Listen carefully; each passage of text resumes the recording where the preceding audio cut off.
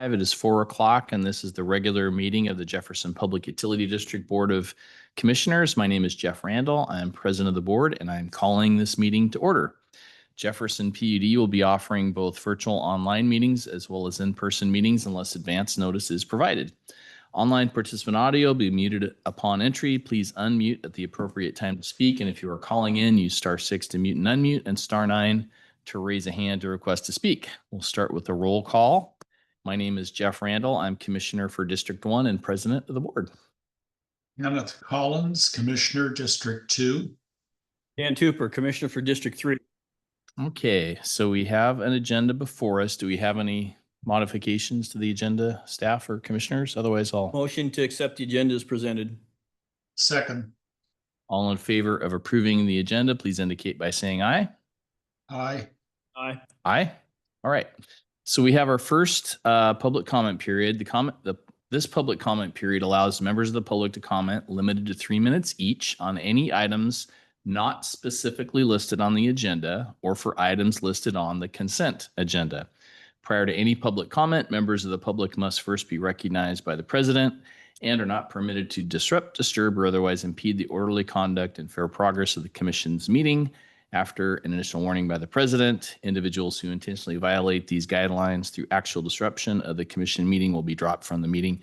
And just for clarification, if you're here to talk about something on the agenda, please wait till we get to that agenda item and we'll allow public comment for that item then.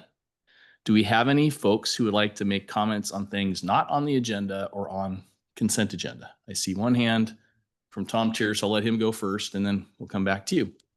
Tom, you're up. Good afternoon.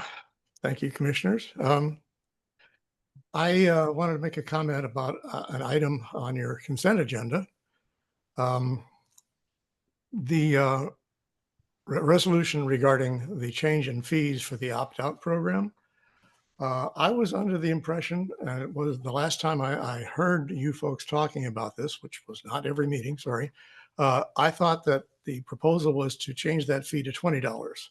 And now this resolution calls for it to be $12. I had thought that the actual cost of running the opt-out program had been included in the cost of survey study, which was, included as part of, the latest rate setting process. And that's where the $20 came from. So I don't understand why all of a sudden it's down to $12. If the cost of doing this is $20, then that's what the cost should be charged to those people who use the opt-out program. Initially, when it was set up at $5, we did not have any idea what it was going to cost. And that's, when the cost of service study was done, it showed that it was in fact a lot more than $5. And I don't think $12 is accurate. I think it should be the $20 that the cost of survey analysis came up with. And I don't believe other ratepayers should be subsidizing those who choose to opt out of communicating meters. That just doesn't seem right. They should be paying for the cost of what they cost the PUD to provide that service. So I would urge you to reconsider the number in that resolution, change it from $12 to $20 or whatever the actual cost of service is, averaged out over all those people who choose to use the opt-out option. Thank you. Okay, and I'm going to use the president's prerogative of replying to Tom just so we've got as much clarification for folks who might be watching. So I think it was the October 21st board meeting, if I recollect. So Tom, we had a pretty long discussion on it, and I think the rate study came back as approximately $28 per month, and then there was math in there that the commissioners, including myself, questioned, and the staff came back with an every other month reading option, which cut it in half. So now we're down to 14 something. And then after a few details in the math, I proposed 11. Ken wanted to allow $1 for administrative costs, which was in the math, and that came to 12. And then Dan proposed $5 for the low income. So that's how we got where we are today, just in response. Do we have any other hands for folks who'd like, I know you had a hand up for something not on the agenda or on consent. She does too. I don't Who know would like to go first? what the agenda is, but I'll put my hand up. Well, what is your item? And I'll tell you if it's on the agenda or not. Speaking about the maintenance of gardeners vegetation. Not on the agenda, so you are up. Got cut through that just like a hot knife through butter. Go for it. Well, good afternoon. My name is Mayor Harrington and I live out in Gardner. Specifically, I live on the Jefferson side of Diamond Point Road. So I'm at, where I live is at the end of Jefferson's transmission lines and the end of Clallam's, just for a reference. I'm here specifically to address the numerous isolated outages that have consistently affected our community, while the rest of Eastern Jefferson County sees little to no interruption. For the last 6 years, I've tracked this pattern on PUD's own outage maps. Our area is often the only community without power. If these outages were caused by storms or our position at the end of the transmission line, we would expect more surrounding areas to be impacted as well, but that's not the case. It is my belief that these numerous isolated outages are in part the result of inconsistent vegetation maintenance by PUD. Along Old Gardner Road, the newer power lines that come in from Highway 101 are well cleared. Yet a short distance away from the older sections are thick with vegetation. While branches and trees can cause outages anywhere, this problem occurs more often in Gardner, where we are repeatedly experience isolated outages that affect no other areas. It is apparent that PUD is managing the Gardner area reactively rather than proactively. I have observed that Clallam County regularly maintains vegetation at the end of their transmission corridor, and we expect the same of Jefferson PUD. Because Gardner experiences far more isolated outages than any other area, our electrical systems and appliances endure unnecessary wear and stress caused by what I believe is preventable power loss. It also makes little fiscal sense for PUD to keep paying linemen to repair damage that stems from poor vegetation upkeep. Regular maintenance and clearing would cost far less. In conclusion, as a resident of Gardner, I respectfully request that PUD complete a full vegetation clearing throughout our Gardner region and establish regular scheduled inspections and maintenance so this area no longer bears this preventable burden. We all pay the same rates as every customer in Jefferson County and do expect the same level of maintenance and reliability in return. I thank you for your time and for your commitment to addressing this issue and improving the reliability of our community. And thank you for keeping that under 3 minutes. Joe, if you can, when we get to the manager and staff reports, if you could give any sort of update on the plan for vegetation clearing in Gardner, that'd be helpful. Okay, who's next?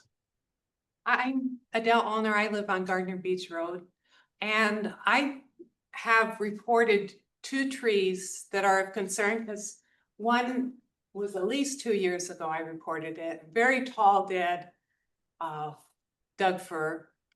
And if it toppled the way it was leaning, it was going to come down on the lines.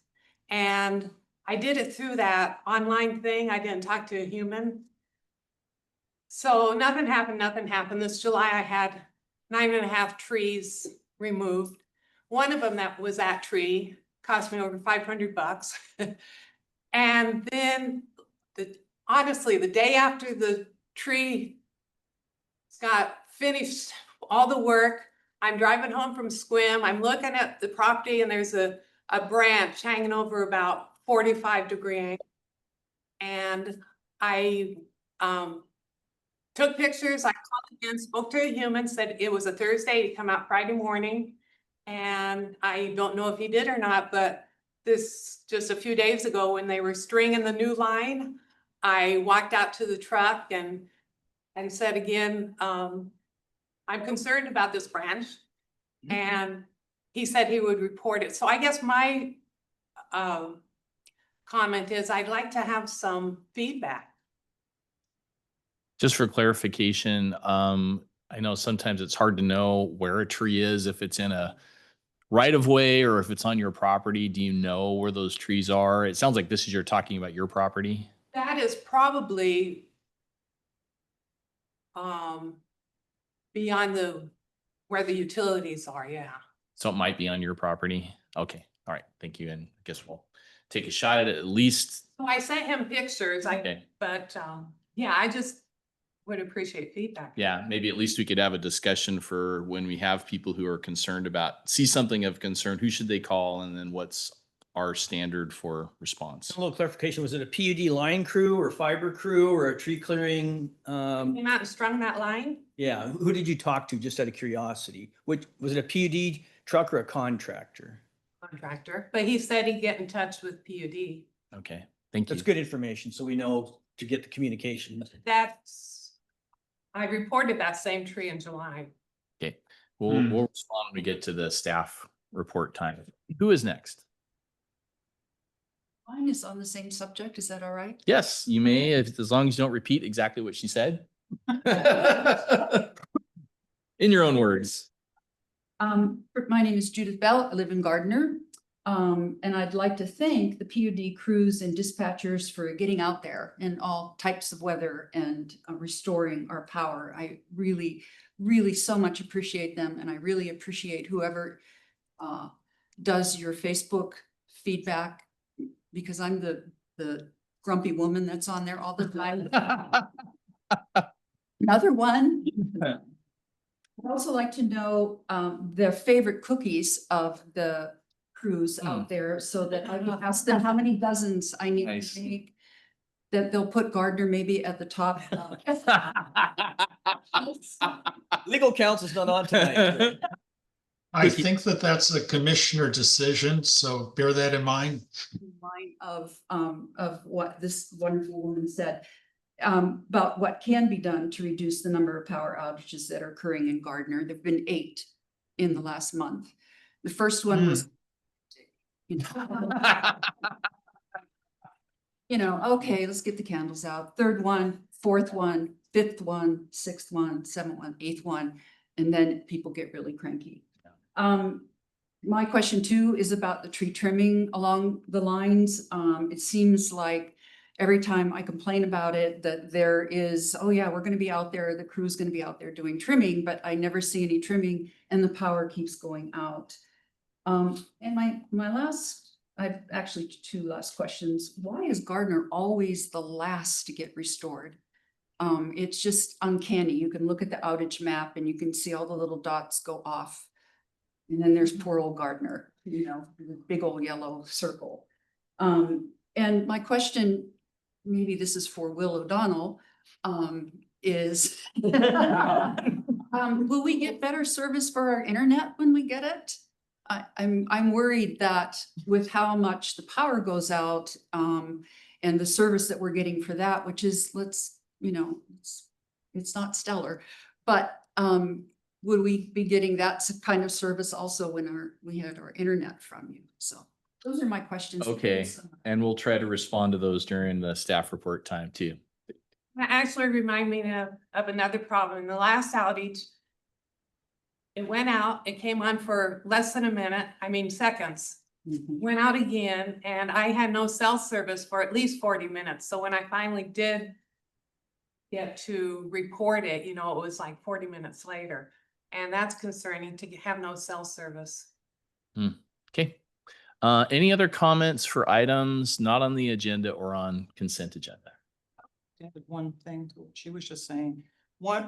So the last 2 power outages on October 31st and November 1st were only Gardner. And in one of those, one of my neighbors, power came on, we were good, was on for about a minute and immediately went back off. One of the neighbors where I live has somebody's number that knows about what's going on with the crews, and said they'd already left and was trying to convince my neighbor that his power was on, when he says, no, it's back off. And he said, well, the crew already left. So, that seems to be problematic because my late partner was a lineman, so I kind of understand and I appreciate all these people that are out there, and I appreciate what you do. It's just that the problem we have. But from what I understand, there's supposed to be a little bit more time before the power comes on and everybody kind of leaves. to make sure that, you know, down, everything is okay. So this went out within moments of it coming back on, so. that Okay. was Well, something. we will have as thorough a discussion of the Gardner vegetation and power situation as we can in an impromptu manner. So, one more? Just on the same note, I live in Gardner Beach Road. I haven't lived here that long. But my question is, so are you sure that it's a vegetation problem as opposed to an ill equipment problem? And if it is, can you identify which one and figure it out and fix it? Okay. Any other questions or comments on things not on consent? I see a hand up on the screen. When we can hear you, you Muted. Colin Rick. Okay, can you hear me? can hear you. Please proceed. Thank you. My name is Rick Gout. Can you still hear me? I just lost you. We can hear you. Please proceed. Yes. Turn up the Okay, volume a little bit in the room, Mike. what's that? You go ahead with your comment. Yeah, my comment, my name is Rick Goudsward. My wife and I have lived here 10 years right off of Old Gardner Road here, right off of 101. We had, after so many years of frustration, had to get just about a full house generator. Because what was happening is when the power would go on and then suddenly off, then back on. I have a recording studio in my house and with some very pricey electronic gear. And that's just one issue. And then, of course, when we can't cook or, you know, that becomes problematic. But at least we have enough to cover maybe half our home. So that was about 15 grand on our part to try to mitigate some of this issue. But I just thought I'd kind of vent my frustration and thank you for listening and for appropriately responding to these issues you're hearing tonight. Thank you. Thanks, Rick. And I think I might have bought some music equipment from you out there one time. Or it might have been someone else with a music studio there. Bought some guitar stands from somebody out there. That was probably me. Yeah, I think it was. You're the guitar. Okay. Yeah, it's probably me.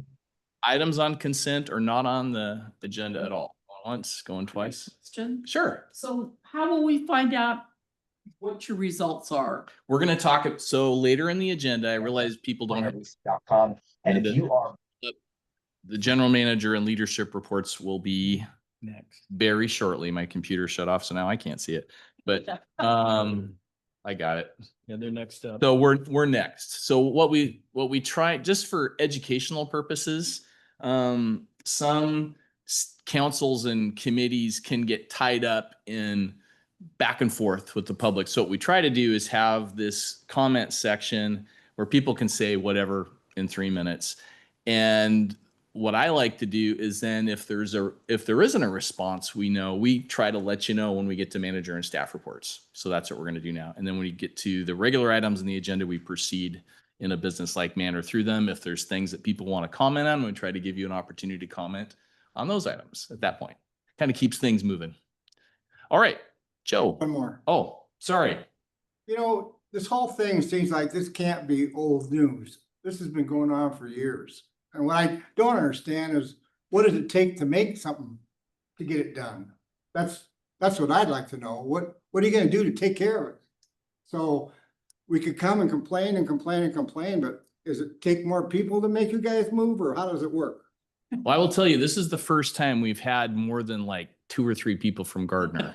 So we're hearing you and we will proceed to find out what is the best information we know. And just so you guys know, this is Joe Wilson. He just started in August as our new general manager. And one of the things that Joe has brought to our attention is that he feels like our vegetation management process is woefully underfunded and we're going way too slow. So you're speaking to the choir here, but let's hear your report and fit in Gardner and what you know about it. President Randall, what I'm going to say is not going to be something that this audience is going to appreciate. So that is a true statement. Jefferson PUD has fallen behind in our vegetation management program. Unfortunately, from what I'm understanding, that is not the case with the circuit that's serving your community. We've invested significantly in the vegetation management in your circuit, probably disproportionately to the other portions of our service territory. And so I've talked to linemen that have been out working on your service. I don't know if you know the extent of the outage, but it almost always goes right back to just north of the condominium, the Worldmark condominium area. That is where we have a device that protects the line. So the customers, not always, there was one of these outages that impacted upstream of that, took the entire circuit out, but that circuit is split into two sections. And there's a device just north of the Worldmark condo that is 7 of these 8 operations. So there are trees that are downstream. Every one of these has been a vegetation contact or feeder, and we have cleared the corridor in the zone that we're allowed to clear. So these trees are coming from outside of the corridor that we're legally allowed to trim trees in. So these are considered out of the controlled area vegetation impacts. And there's stands of dead trees out there. My arborist was just out there today again looking at the situation. We would have to seek special permission to cut vegetation outside of the corridor. That's a laborious, significant effort that we have not engaged in either in this corridor or in very many others. So there are, we serve 20,500 customers roughly. There are areas that have not had the same level of vegetation care that your circuit has. So from a execution of our vegetation management plan, we are not doing it effectively across the service territory. We have done it effectively in your corridor, but obviously the results are very dissatisfying. I'm really oversharing here, but I'm hoping that my wife is not listening to this because we were looking for a home in this area. So if she hears about the reliability here, it's not going to be helping my case. So An equipment problem then, is that what you're saying? The way the board meeting is set up is we're not going to have, we can't afford to have Let me summarize what Joe is saying is that from his understanding, most of the trees that are falling from private property. Correct. They're on private property. They're falling into the right of way where the lines are. We can't just go out and cut trees on private property. If we want to go onto someone's property, it's a whole process of notifying them. It's kind of a legal process we have to go through, so it's not easy. There have been no equipment malfunctions in the last, I've been here 90 days. There's never been an equipment malfunction to date. This equipment is operating exactly as it's designed, and we have cut the trees in a manner that we're allowed to cut nominally. Now, there is a special process, as Jeff's alluding to, that we have not executed. Joe, so if somebody sees a tree that's a hazard tree, whether it's in the right of way or on private property that they think is endangered to come down on lines, what is the process to be most effective in bringing it to the PUD's attention? So the customer, if the tree is on their property and therefore they have control of it, they can call our customer service number, get a hold of the arborist. Scott can go out and assess the danger. I mean, frankly, it can be easy to game this. As was noted, tree trimming is expensive. Sometimes folks like to use the utility to trim their trees, and so we have to manage our funds wisely and make sure that we indeed agree that it is a hazard to our facilities and not just a general hazard. So in those cases, we'll take care of business. But if you're identifying a hazard tree on somebody else's property, that isn't getting us where we need to go. We need to get the person's permission who actually controls that tree and then deem it a hazard to our facilities, and then we can take it out. That's the process. And I guess just from a perspective of if you reach out to the PUD and you don't feel like you're getting a satisfactory response, I mean, people in my district contact me, and they say, hey, Jeff, I've been dealing with this issue. And then I can reach out to staff. And Gardner is Dan's area, so I'm not going to volunteer Dan, but I mean. I hear from people, but not in this particular depth and interest of this particular thing. I hear about other things from Gardner, but this is the first large group that's reached or come to see us. I haven't heard from anybody email. I do visit the Gardner men's group once in a while. They meet on Mondays and they'll bring up things and I'll come back and we do one-on-ones with the GM. We'll talk about things like that. So, but this one's relatively new to me. The number of outages I haven't been tracking. So this one's relatively new to me, the number of outages that you've had up there. But I'll just say that in general, I think the commissioners are typically interested in an area, in their area. So if something's going on, I think reaching out to your commissioner is not a bad idea.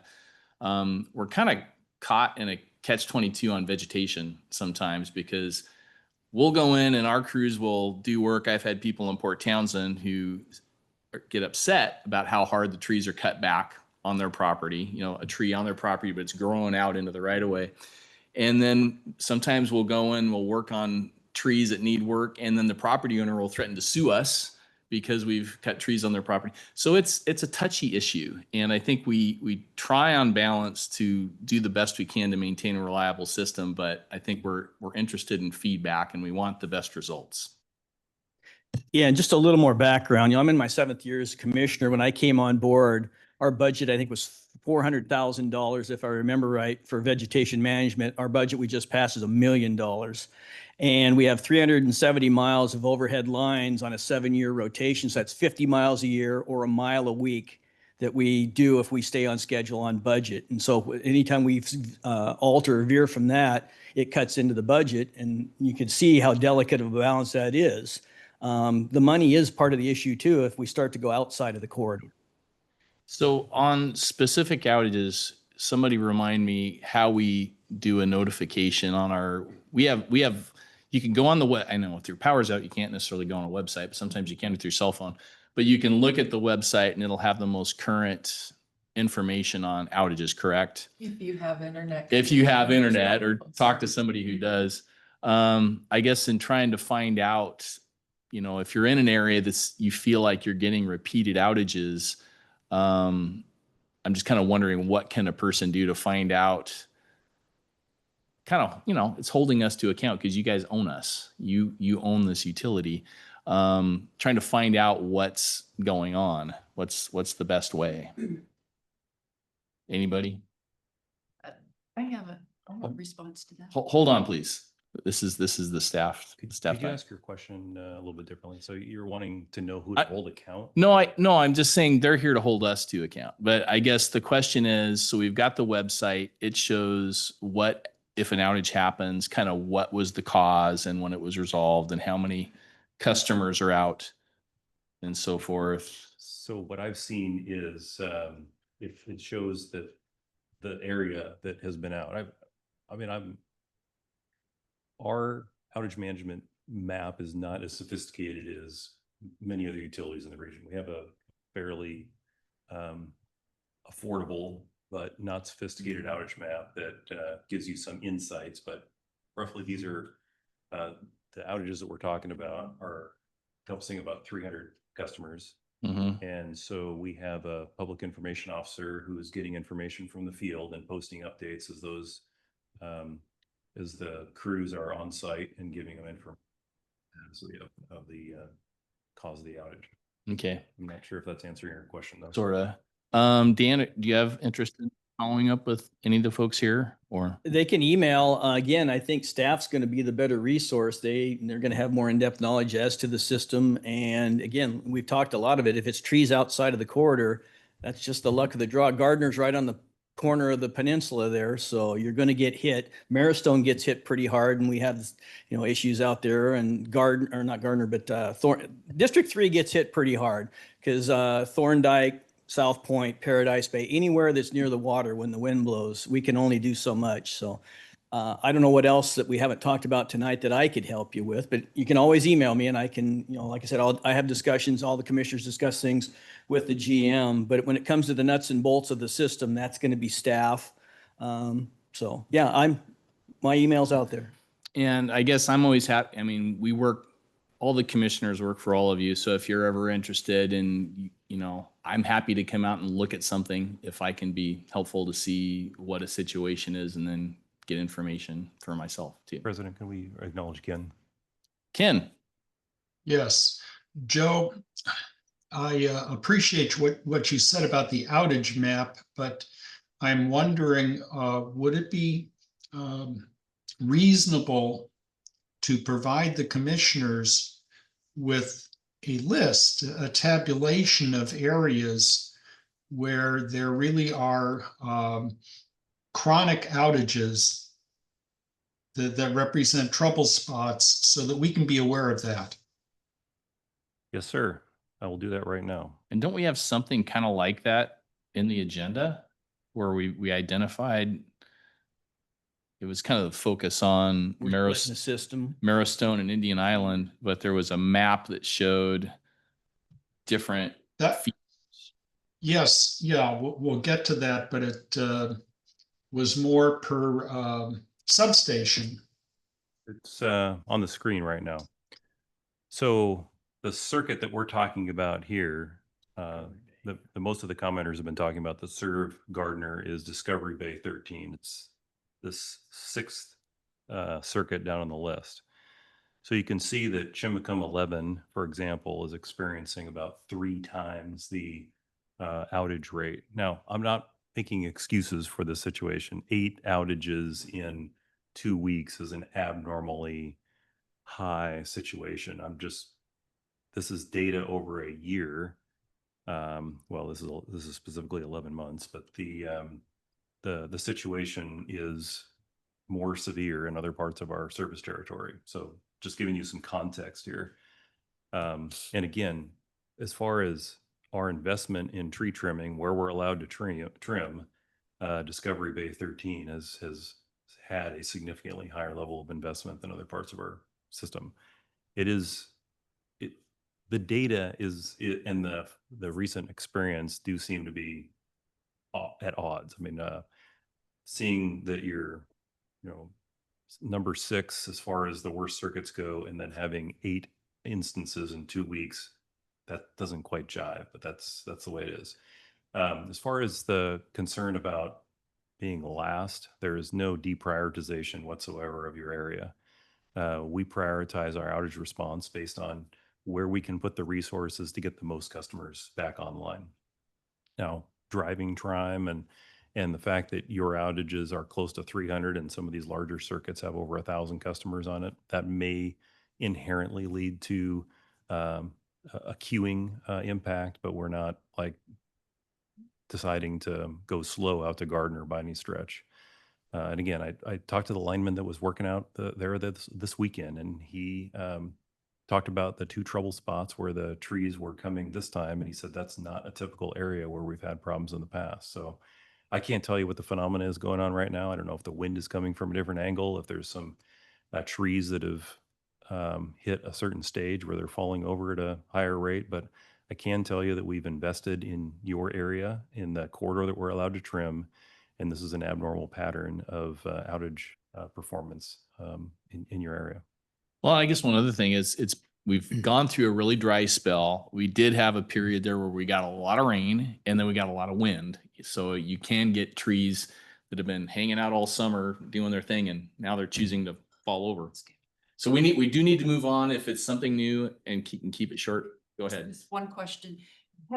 Have you contacted the owners of that property, of the trees that are, I mean, can someone talk to them and say, gosh, this is a big problem. Your power's going out. Can we come and trim your trees? So you have a specific piece of property in mind that you feel like trees are coming So you in. just mentioned it, that, part of this corridor where there are trees that belong to a private owner and you can't go in and cut them. Well, have you talked to them? Why not? But until it happens, we don't necessarily know that that's where it's going to be. This particular instance, we do, granted. Hindsight. Mr. Wilson specified that since he's been looking at this system, that this is generally the most problematic area, which is cutting off Gardner all the time. Also on your chart that you just had, Gardner's not saying we have more power outage. We're saying we have isolated power outages that are not affecting anyone else. Not saying that we're getting them all the time, but when we do have them, they're isolated. So they're not part of, the storms or whatever going on. And my question is the same. If this area is, why can't PUD address that and take care of it? And one other comment is, when I referenced Old Gardner Road, you've got a lot of nice power lines that have come in there, new ones, all cleared. The transmission line goes across the road, gets on the other side, and on the lines, there's vegetation hanging. Certainly that's affecting it. That's something that you do have access to, and it needs to be cleared so that these other ones that are maybe not in that specific area. But I'd like the answer to why you can't go in, if that's the main focus, is to go in and talk to these people and find out if they will allow you to do that, knowing it's impacting an entire community way too often. So just to deal with the perception, Joe, do you have a specific piece of property in mind that you're aware of that our trees are falling, or was that kind of a generalized statement? That was what I heard from the lineman. I don't have an address. Okay, so I will talk to Joe some more after this. If you would like a commissioner to come out, I'm happy to come out and gather more information. We're gonna need to move on at this time. We've heard you. Thank you for coming. You're welcome to stay. Staff, do you want to keep on going with any other items to report on?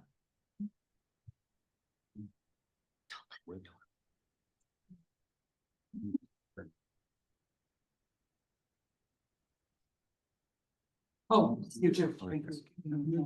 Thank you for your comments.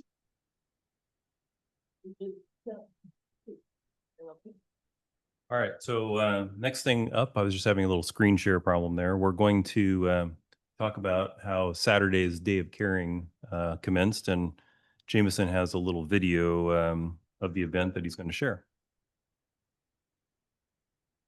I forgot something. I don't think we have audio. Thanks, Jeff.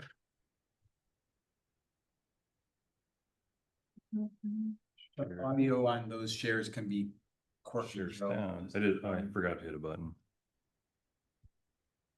Try this again. Crew working hard. It is loud at the Chimacum School. What's the Day of Giving? How do we explain it? It's the day where we get to give back to the community as a group. One group working together for everything to come together. Thanks to everybody out there who is doing their part to help the community. So is that like a volunteer thing that's happening?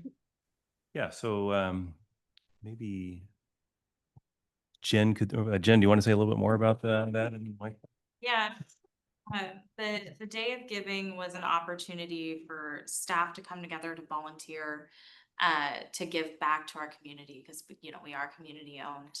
And it's great, especially for projects like this. One person can go in and do so much, but when we come together, we can make a much bigger difference. So it was a really good opportunity. I was really thankful for Shannon helping with arranging almost all of it. So what happened? We did a lot of power washing. We did a lot of sweeping. Jameson said the playground was kind of like walking on marbles. So this is at the elementary school in, okay. And we got a lot done. We still have more to do. We're gonna do some painting when the weather is more dry. Cool. But it was a good opportunity and it was a good time. So how do folks reach out and say, hey, we'd love to have a PUD volunteer crew show up and do something? How did this come about? So I live here.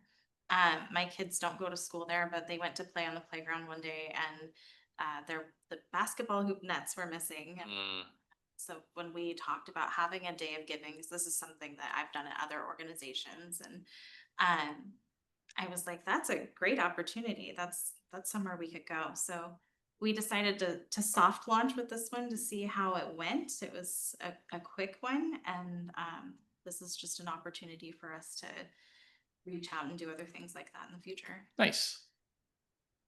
Okay. All right. Next up, Jose is going to tell us about a grant and loan that came up. So as you guys know, we applied for some funding through the Public Work Board, and we received a grant for $514,000 for the Glen Cove South Reservoir pre-construction application. $390,750 is a loan. $123,250 is a grant. It's a 5-year term for the loan with 0.53%. So what is this thing? You said Glen Cove South. So this is like a new water tank or what? Be to engineer a new water tank. And is it where there is an existing tank, or this would be a new? An existing tank there now, it would be taken down and a new one would be. Is this part of Kayla Point system or what is it? Right, basically, yeah. Okay. So Cool. if you guys are familiar with that area, Mhm. you'll remember there's one that has like metal Mm-hmm. on it. That's the one that's not in use. That's the one that would be taken down. Okay. It would help with a little bit of the fire flow in that area. Okay. It would be about 10 feet taller than what's existing there now, Okay. about 90 feet or so. And it was a lot of information. So the bottom line, we have gotten an award, We've got an award. and it's how much loan and how much grant and how much, what was The entire thing is 514,000. okay. The loan part is 390, 750 is the loan. And the grant is 123,250. It's a 5-year term with a 0.5% interest. Cool. Good job. All right, next And up. Ken's got his hand up. I do. Jose, does that just cover the engineering? Yes. Okay, thank you. So $500,000 to engineer the solution. MO, engineering. Yep. So then we don't get a new reservoir for that though. No. This is pre-construction. Okay. Would that be like looking at like a phase 2? Are you kind of like breaking it into phases? Okay. Do you feel like are you optimistic given current situation that there is money in the near future for that? Or are we looking at that's going to be on us to do? Well, one, it was in our 10-year work plan. Okay. And I'm hopeful. Okay. So we got to do it anyway. And you're going after sources of funding that are available. Okay. So how many gallons reservoir? 70,000, 50,000? Be probably 20-foot wide by 90 feet, 40-foot wide by 90 feet. It really depends on the engineering aspect of it. Okay. Okay. Next. Okay, I think we're gonna go with Curtis on an update with our broadband outages. So we've received some messages and things from the community about some of the maintenance and things that have been going on. I've been working pretty hard lately on getting a lot of the updates and upgrades and stuff done. So the short answer is that I do feel that some of these maintenance outages that we've had, especially since August, should slow down here and only be probably one a month, and still keeping those to that 1 in the morning, 3 in the morning type of window, and notifying some of our key accounts that we are doing these maintenances. But essentially what it's been over the last few months has been upgrades, software, security enhancements, features, that type of stuff for us managing the broadband network and keeping it reliable. Okay. Thanks for the update. Glad things are getting improved. Yeah, and I just want to extend compliments to the broadband team for implementing these. They come in the middle of the night to reduce the inconvenience on our customers, and we're having a more secure, robust system as a result of their dedication to keep these maintenances current. And presumably this is the part of the system that as we add more customers, it's even more critical to get this fixed because you've got potentially even more people relying on it. Yeah, more demand, more redundancy has been the key with this. So some of the areas that are like these pockets of things we're just talking about here, Gardner's one of them that we're building things to, right? It's having redundant connections and creating what we call a ring, so Mhm. that as we build out that fiber infrastructure, we have the systems in place that as we build that out, we have redundancy. So we have multiple points that we can connect up these various areas. And when, Mother Nature says we're going to knock something out, we at least have a good chance to keep them. Okay, great.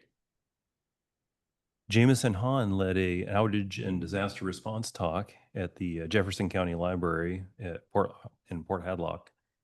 And over 50 people showed up and engaged and asked a lot of great questions. So want to continue to encourage our community to be prepared for incidents that may occur, and appreciate Jameson helping them walk through what that kind of preparation might look like. Great. And the last thing I had was also not good news. Bonneville Power Administration is indicating, I don't know that I've seen an official press release on their part, but their reserves, their financial reserves have fallen below their statutory thresholds, and they're going to need to apply a surcharge. And we're expecting a 2% surcharge to be coming forward in Marcus. December. I may be It was speaking out of turn. December. I heard December. December is what we're hearing. I don't know if Marcus may have advised me and I didn't know about it, but we can get to the, his presentation's on a different topic, but we could probably get more information about this if he's got it. But I just wanted to let the commission know that we also have reserve policies and would have to do something if we're under them, and Bonneville does as well. So what I believe is happening is the power market is not as volatile as it has been in other years. Bonneville tries to anticipate what they're going to be able to sell their power into the market and offset costs to their customers with those sales. And it just sounds like that market has been soft, and Bonneville hasn't been realizing the same level of income. And so it's caused their reserves to dip, and therefore we're going to have to replenish those. So basically their surplus power that they have that's not being consumed in their service area, they put on the market, and the prices have been low. So they haven't gotten the cash that they normally would get for that. Yeah, Bonneville gets rate recovery through two methods, at least that I'm aware of. Well, three, I guess. They sell power to customers like us, and we're going to be talking about that contract shortly. They market their transmission, and then they market their excess power that their customers don't need into the wholesale market. And those create revenue incomes that reduce the pressure on collecting rates from us. Okay. And then when they get below a certain reserve level, they have to take action to get the reserves back up again. And that's what they're doing. Okay. And that concludes my management reports. Okay. Commissioners, any questions for staff and anything that came up or anything else? Seeing none. Down to, I believe, commissioner reports. So Ken, I think I cut you off last time. So you want to go first this time?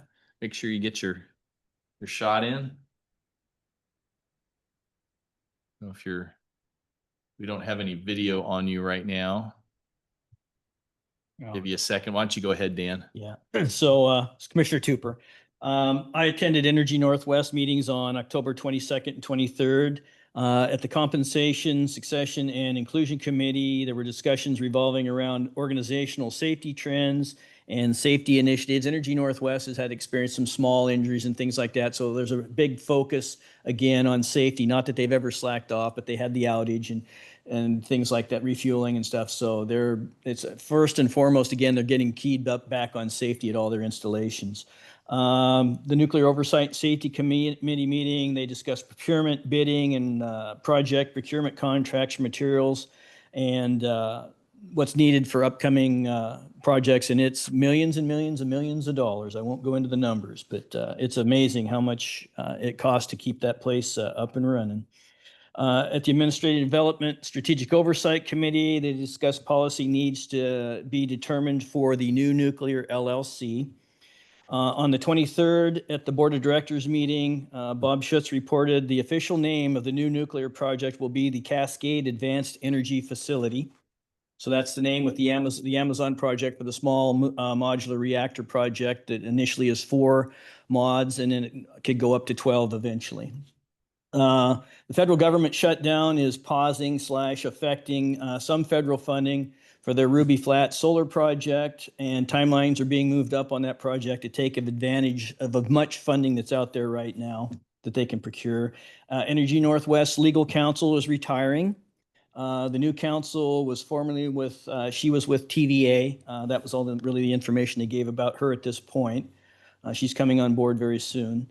The Board of Directors unanimously approved Resolution 1407, which moves ahead the conditional approval for the Cascade Advanced Energy project facility and final approval vote for the project, which gives the Energy Northwest Executive Board control, will be in May. So right now, the Board of Directors kind of is overseeing and controlling the process until May, at which point there will be another vote to move forward with the final approval of just keep going ahead with the project, and that happens in May.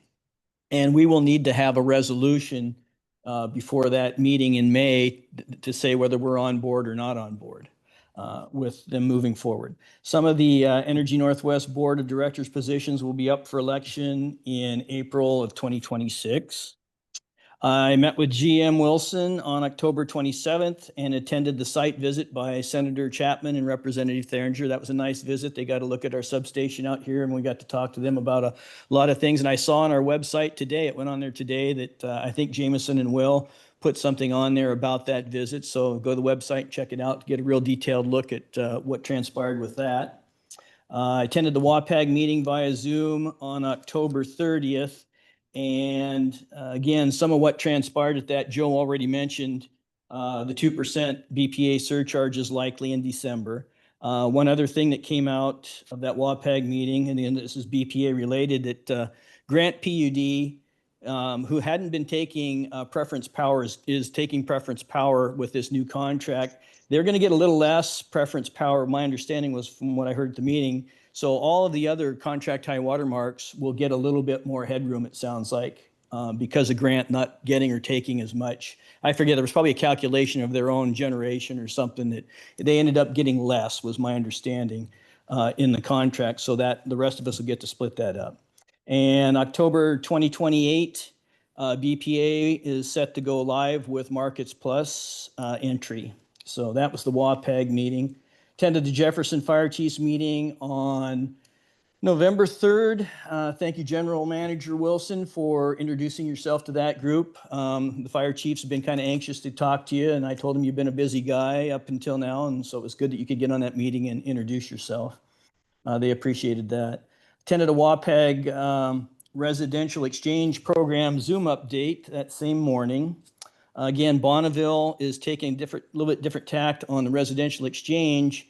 They're going to come up, they're crafting a proposal right now to take to the IOUs of for the next contract period of how that would, what kind of money they would, the IOUs would get out of that, rather than just letting it lapse or taking a different tack that BPA was looking at. Now they're talking about putting a proposal forward for the IOUs to consider. A lot of this steers around litigation at some point. Everyone's kind of looking that there may be some litigation over this program. So they're all trying to figure out how to make this work out, and everybody's posturing for position on potential different outcomes, I'll just say. I'm going to attend the annual PPC meeting in Portland, November 5th and 6th. I won't be here for the Public Works board visit on the 6th or the Hadlock Sewer event later that day. So I know commissioners, are you two? I hadn't responded that I would be there. Ken, were you planning to be there for that one? No, I have a conflict with the PERMS board meeting. Okay, well, then I might actually. Because I'd like to be here, but I'm going to be in Portland, and I just don't know if making it back is even in the cards. I might go then it won't create a public meeting this time. I think Shannon probably appreciates that bit of knowledge, so.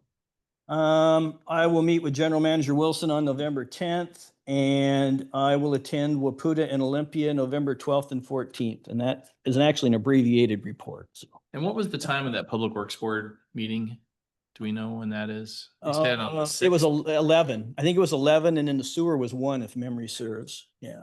This, what do they call the dedication? Is it a dedication, the Hadlock Sewer dedication or ceremony or? Okay. Okay, I can make. But again, I only saw the email, so I'm not exactly sure who's calling what. And it's at the facility out there. Okay, I'll try and make that one. Pass along our compliments to Representative Theringer for getting funding and whoever, and the county for. Okay, Ken, do you have a report? I do. So on the 27th, I had a meeting with the general manager in the morning, then attended the indoor meeting with our representatives, Mr. Chapman and Mr. Theringer. I also reached out to Dick Roderick, who's the administrator of PERMS. I had asked him for an update on the wildfire liability pool. And he reported to me that there had been 2 meetings and that there is now liability coverage available to different utilities that had been very much in question previously. So that situation has resulted in there being less pressure on PUDs to develop an alternative system of coverage should there be a wildfire. On November 3rd, I met with the general manager. Later this week, I'll be meeting on the 5th with which is tomorrow, the PERMS Executive Board. The following day, I'll be in Des Moines to meet with the regular board of PERMS. And I'll anticipate meeting with the general manager on the 10th and on the 17th. And that's my report. Okay. I went to the Energy Northwest meetings on the 22nd and 23rd, and some of the highlights that Dan didn't touch on was it was interesting to hear that the refueling definitely did not go as well as they had wanted to. And it was also kind of one of the first phases of that power uprate. So they were doing some things in preparation for that. And the chief operating officer has been let go because it went so poorly. So they're realizing they need to up their game for some of this serious work that's going to be happening at Columbia Generating Station with the extended power uprate. Let's see.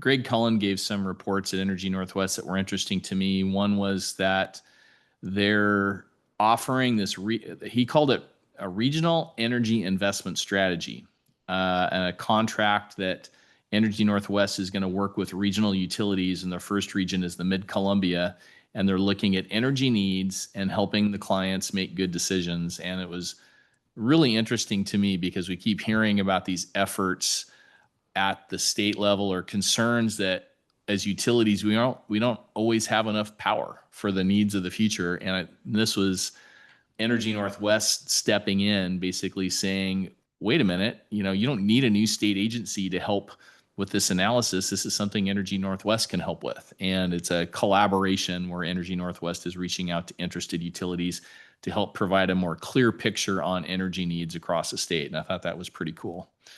Yeah, the Ruby Flat solar thing was disturbing, that they've been trying to get their BPA interconnection and they were supposed to get it in March of 2023. They still don't have it, and they lose a lot of their renewable energy. The developer loses a lot of their renewable energy tax credits at the end of the year if there's no interconnection, and it sounds like it may not proceed. So that's disturbing.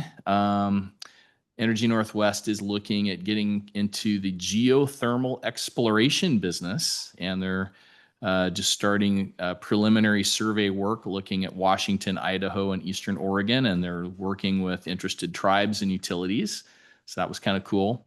And they're proceeding with feasibility of gravity storage, maybe at the Nine Canyon Wind Farm, and they're looking for off-takers of storage that would be about 50 megawatts and 15 hours of storage. So that was all interesting. I was here for the meetings with Senator Chapman and Theringer on the 27th, met with Joel Paisner on the 28th, had a meeting with Joe Wilson on the 29th, had phone meetings with Will O'Donnell and Craig Nelson of NOAANET on Halloween.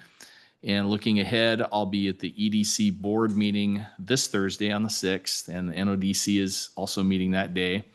I'll be zooming into the NOAANET meeting in Spokane on the 12th, so I'll be participating but remotely. And then same with the WAPUTA meetings on the 12th through the 14th, I'll be participating remotely, and that is my report. Okay, back to business. So we have a consent agenda. Do we have any changes to the consent agenda? No, in response to Tom, I get what he was saying there. We had multiple discussions and different numbers were thrown out there. When I looked at the resolution, I'm going to say we haven't gone to consent agenda. Oh. We're still in commissioner reports. Oh, if you sorry. want to say that, you say it. No, because we can't talk about. okay, can't we'll have go to discussion on consent. no agenda. consent agenda. I thought that's what we were going to. Well, we can't discuss anything in consent though, is the thing. We have to just approve. Oh, it. you're saying approve. Oh, okay. No, I didn't see anything. Everything looked the way it was supposed to be. So Okay. I don't want to pull anything. Is where Okay. I'm going with that. Sorry. Okay, I guess. Motion to approve.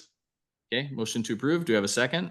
I'll second. Okay, motion and a second on consent agenda. All in favor of approving the consent agenda, please indicate by saying aye. Aye.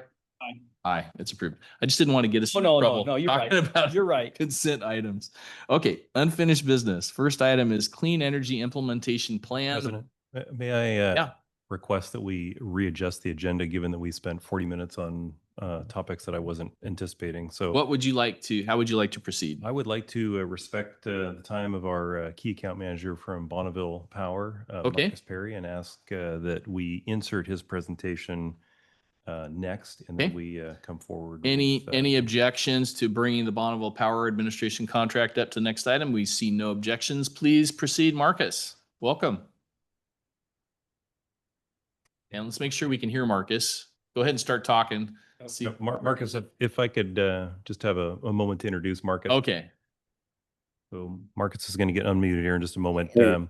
Marcus represents our Jefferson PUD's most critical business partner in our ability to serve our customers reliable energy. So they provide all of our energy resources, from renewable hydro products, mostly projects on the Columbia River and the Snake River dams, and also some solar and wind, and as you were just alluding to, the Columbia Generation Station, the nuclear power plant.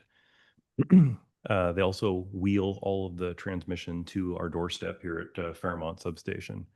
We are pretty much on the end of the line of Bonneville's system, almost the northwesternmost terminus of their system. But the reason Jefferson PUD has been successful in serving our customers since 2013 is because of the partnership with Bonneville Power, and just very grateful for Marcus's role in that, and very pleased that he's able to join us to talk about the new contract opportunity that they're presenting us with. Go ahead, Thanks, Marcus. Joe. Thanks, Joe. How am I coming in? Okay. Good. We can hear you. Thanks. Sorry. Thanks for having me. Sorry I couldn't be there in person. I was out there last week and got to meet Joe in person, and it was a great meeting. But 2 trips out there is a long drive for me. So thanks for letting me do a little audible here. So yeah, I have a slide deck. I don't know if I should share that if I'm allowed to, or is it easier to show it from here? If you can try to drive it, Marcus, go ahead. Otherwise, we'll jump in and share it.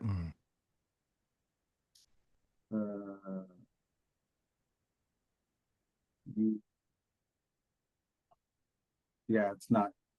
Go ahead, and once somebody from our group, can we pull it up, Mike or whoever? I got it. And then you can just tell us when to advance, Marcus. Well, yeah, let me start with the intro, and we may not have to get to the slides fully. So I'm really here. I wanted to come out and follow up. We last time I was out there in May, I did more of an in-depth walkthrough of the power sales contract, the provider of choice contract, which is in front of you guys today. Since that May presentation, we have received all the requests for offers from our customers. We've actually offered them all contracts and have actually been receiving signed copies back at this point. And the latest tab I heard this morning that we have actually countersigned 50 of those agreements at this point. So, it's almost, we're getting towards about half of the customers that have requested a contract have got their signed contract back. So pretty good. This is fantastic news, honestly, and a great showing.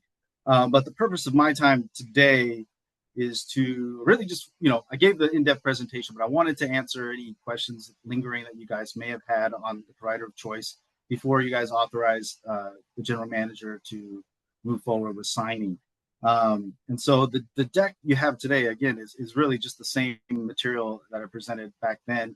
It's pared down quite a bit. So I'd be happy to breeze through these if you'd like, or if you've got questions ready to go, and then, you want to use your time wisely. So however you prefer to do it. I've read them. What do you want? What's your preference, Joe? Well, I think the audience and the commission could stand a quick breezing through, if that's all right with you, Marcus. Yeah, no worries. Okay, first slide there. So the provider of choice contract we offered to Jefferson is really the culmination of 4+ years of work, maybe even more like 5-6 range when we first started talking about this. So it's been, years in the making. many workshops, many public meetings, contract drafting sessions with customers, with customer groups, and other back and forth dialogue that we've had. So it's a very collaborative result of collaboration with customers, and we got a product that I feel like both parties can really get behind. Those contract has been offered, and we're looking for signatures to come by December 5th of 2025. And so the contract would run from 2025 through 19 years through 2044, which is quite a long time. But as we're asking for contracts to be signed this year, power deliveries doesn't actually begin under this contract until 2028. And so that leaves 3 years between now and power deliveries where we're kind of moving to what we're kind of thinking about as an implementation phase. There's a lot of work that needs to be done before go live and power deliveries begin under this contract. It was the same process we went through under RD. We had those signed in 2009, and they weren't effective till 2012. I know you guys weren't a customer then, but we're following the same process as we did then. There's things that we need to work through that are in the contract that give us some lead time to kind of finalize things like product development, specifically for like a slice block customer. If we need any more system updates, upgrades, whatever, to be able to manage the new contract, this is what that time is for. So I know we're signing in 2025.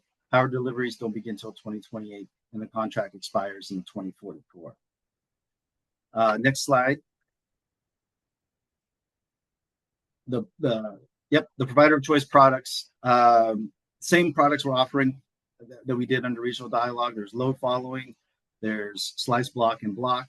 Jefferson PUD requested from Bonneville a load following contract, and just for awareness or summary, the load following product basically puts the responsibility on Bonneville for providing power for Jefferson's load on an hourly basis, day in and day out. It's the kind of set it and forget it product, I guess, if you want to look at it that way. But it's not necessarily solely a BPA product. There are opportunities in the contract for non-federal resource acquisition or other ways to add resources to build out the portfolio. But the bulk of the power does come from Bonneville. And again, the obligation to serve that on an hourly basis is what you get with the load following product. Next slide. So what's in the contract that's different? So the contract, well, let me say first, the contract does borrow heavily from regional dialogue, but it certainly isn't an extension of that agreement. We learned a lot from going through it the first go around, or this last time. We made some modifications. We had some discussions. Things like purchase period elections are not a thing anymore. We discovered as we were implementing it that customers saw it as a hindrance to some long-term planning and development. And so we kind of took that feedback and said, okay, well, maybe that something like that doesn't necessarily need to be in there. What else can we do to make it work? We also added flexibility around adding small resources. The small resource allowance is in there in the contract now. So kind of little tweaks to what the RD contract was to kind of make it more of a robust product. So we did do minor tweaks there, but there are some sections that we did have to add because we want this contract. It's 19 years in the future. We need it to be resilient enough to handle what might be coming down the road, things we know about, things we don't know about yet. And so some of these new contract sections you'll see. This right here is one of them, section 22, participation in RAP. This is, RAP didn't exist under regional dialogue when we were developing that contract. It has since formed, RAP being the Western Resource Adequacy Program. So the contract language essentially puts in roles and responsibilities of utilities and Bonneville, kind of spells them out there. For a load following customer like Jefferson, this is, you fall under the Bonneville umbrella. Bonneville is really managing the resource adequacy on your behalf. It's kind of, again, another thing that comes with the product that you're purchasing. So for other customers who may have their own resources in their portfolio, this comes into play a little bit more. But nonetheless, these are the new sections that are in the contract. Next slide.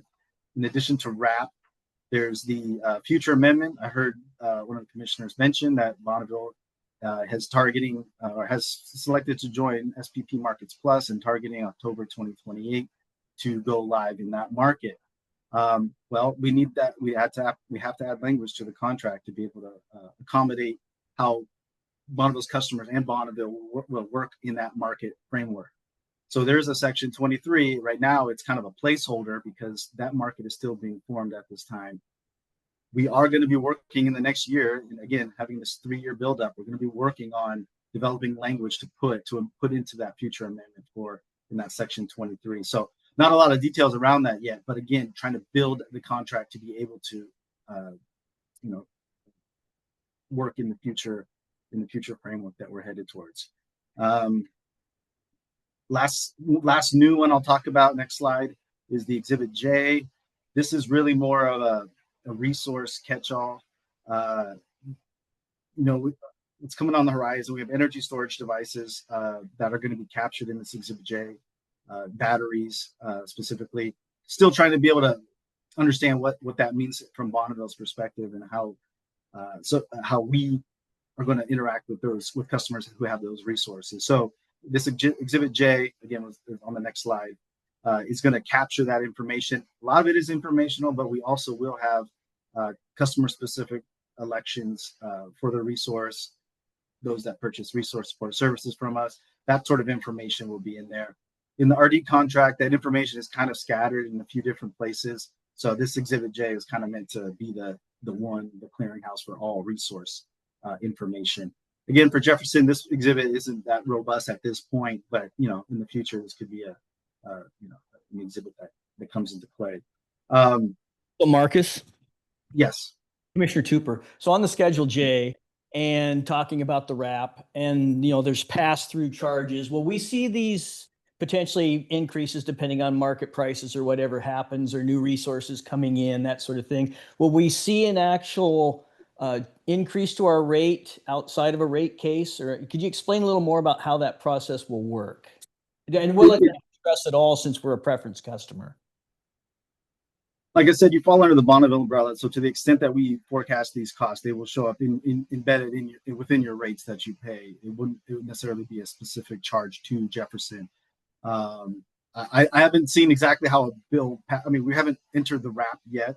I can't speak for certainty whether if you had a non-federal resource that was part of this program, if resources would get or costs might get allocated. I haven't seen that because we're just not there yet. But I guess follow-up would be if you go tier 2 and not with some other resource, would this section affect us? No, the J or the wrap section. I believe section J or Exhibit J is for Exhibit J. If you did not bring a non-federal, this is for non-federal resources. Right. So if you purchase tier 2 directly from us, then Yeah. Okay. Thank you. What's next? Contract high watermark. So the foundational elements that we are carrying through from RD is the idea of tiered rates and the contract high watermark. The contract high watermark being the sort of demarcation line between tier 1 and tier 2. Anything at or below the contract high watermark is priced at Bonneville's lowest cost base rate. Anything above the high watermark is your more marginal rate for power, whether that's a tier 2 product from Bonneville or you purchase a resource, non-federal resource to serve that. Next slide is I guess this was updated from the last presentation. The last one was more of a fictitious example. This is the most recent published tool that we have out, and it is for Jefferson PUD. It's not final, so don't take this to the bank, but this is the latest estimate we have. We still haven't gone through the calculation process, but to give you an idea, this is how the calculation would spell out. That adjustment you were talking about with Grant PUD, that would be following that proportional share adjustment. You can see it's a bump up for you. It's kind of, if you go through it closer, that 1.76 average megawatt adjustment up is part of that proportional adjustment. It really is tied to the fact that we fixed the tier 1 system at 7,250 average megawatts, and the collective high watermarks are coming in below that. So we bump everybody up to equal that 7,250. What's tier 1 high watermark under the varies? I thought it was. It was right around 44, I think. Yeah, Marcus, doesn't the current one get re-indexed on a regular basis? Yeah, so under regional dialogue, we had this idea of a rate period high water mark. So every 2 years, we would recalculate the high water mark, and based on the output of the federal system, it could go up or down. This 2-year period, roughly. What was it? Somewhere around, it was around 45, 44, 45 average megawatts. Roughly the same, maybe a little bit higher. Okay. Roughly, yeah. And so at the end of the day, at least in this estimate, again, not final, came in somewhere around 47 and a quarter average megawatts would be kind of the high water mark, would be the kind of up to amount of tier 1 power. Okay. Next slide. So that's anything below is tier 1, anything above is above high water mark. I only put this slide in here just to drive home the point that this election of customer above high watermark load service is coming next year. After we establish the contract high watermarks, we publish them. There will be a 60-day clock where customers have to tell us, okay, how do you want your above high watermark load served? And that's what there's 4 options available, A, B, C, and D. I'm not going to spend time walking through them. This is a conversation that is going to happen in near term, I guess, in the next 6 months. And we'll probably have a follow-up and talk through it more, but just giving you an idea, these are the options that are going to be available. If you're more of a visual person, the next slide kind of is that picture of the different paths you can take. You've got the left side with BPA tier 2 long-term, which is let Bonneville handle it. And then the option 2 on the right is more of a flexible path where you can have short-term, non-federal, maybe a vintage rate if you want, but it has a little more different resource mix than kind of going the route 1, which is primarily Bonneville. Next slide, timeline. We are nearing the end of at least this picture of timeline, which is contracts getting executed. We are asking for those back from customers by December 5th signed, and we will turn them around and have them signed by the end of countersigned by the end of the year or sooner, depending on when it comes across my desk. This is really it's interesting for me to look at this graph because I remember when that dashed line was all the way at the other end, and so it is a lot of work that has been going on for the last several years here, and to see all kind of winding down, it feels good personally, from my perspective. It was a lot of work, but like I said, we're not done. We still got more to come in this next after they're signed. We still got a lot of work to do, and you guys will be in the know. So that's really my last slide. Happy to answer questions about the contract or other questions Bonneville related to. If you have them. Great. Well, thank you for the presentation, Marcus. And I just want to say, we wouldn't be here and we wouldn't be in the PUD Power Club if it wasn't for the opportunity to become a preference customer with BPA that was made happen back in 2010 or whenever that was, 2010 through 2013. So I'm really appreciative of the partnership. And I was talking to Joe earlier about this today, that in rural communities, if you look at the last 40 years, a lot of times it's been a lot of bad news and a lot of things that happen to rural communities that are outside of their control, like a business leaving or, just something happening or just a slow erosion of the economy. And I think Jefferson County has, with that vote in 2008, we put this large thing under our control, this ability to have our own public power utility. And that has enabled us to do a lot of other things in partnership with the different governments in this county and in economic development. Now broadband, we wouldn't probably be doing broadband as a water utility. So we appreciate the partnership, and it helps, and it makes a big difference in a rural area like ours. So any questions for Marcus at this point? We have a suggested motion on the agenda.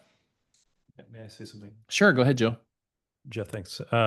We heard earlier in this meeting how important people's power reliability is. There was some emotional reaction to having outages there. And I just wanted to appreciate the fact that our source very seldom has the kind of problems that we may have downstream when our corridors get more narrow and more exposed to trees. So I just don't want to take for granted the fact that Bonneville has been an extremely reliable provider. There are many other utilities in our same situation that sit around other parts of the United States that don't enjoy the level of reliability or affordability that Bonneville is delivering to Jefferson PUD. And just imagine the kind of commentary we heard about outages that are impacting 300 that could be impacting 20,500. Like Peninsula Light, frankly, just had an outage where it took out 15,000 customers from their transmission provider, who I won't name in this context.